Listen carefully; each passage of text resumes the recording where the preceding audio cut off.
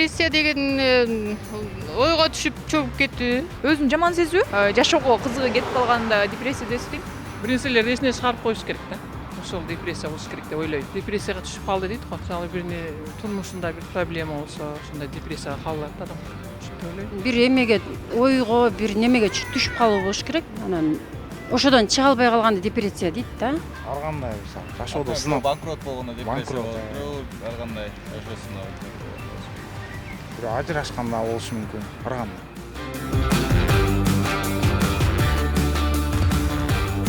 Өзү сүйгөн иш менен алек болуш керек. Көбүрөөк прогулкага чыгыш керек деп ойлойм.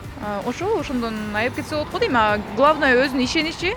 Өзүнө башка жактарга барып эс алыш керек. Таза эртең эрте туруп эс алыш керек, көчөгө чыгыш керек, өзүн алаксытып, жакшы чөйрөлөргө барыш керек. Депрессиядан чыгыш өзүнүн кругозорун өзгөртсө, если ата энеси менен моундай түшүнбөстүк болуп атса, эми баары бир адам по-любому түшүнө турган адам табылат да, ошонун тили менен өзүнчө кетип калса деле түшүнөт деп ойлойм да. Ал суицид это ни к чему же не поможет. Самоуношение кылыш керек, эрк керек адамдын өзүнө. Эрк болбосо самоуношениени каяктан кылат? Любой оору болсун, любой эме болсун самоуношение керек да. Надо просто разобраться внутри с сутью проблемы, с корнем, из-за чего все это пошло. И просто, наверное, надо принять ситуацию. Не нужно заморачиваться, чего-то переделывать, потому что переделать никого невозможно. Человек предполагает, Бог располагает. Кудай буйруганын көрөсүң. Вот принятие ситуации так, как она есть.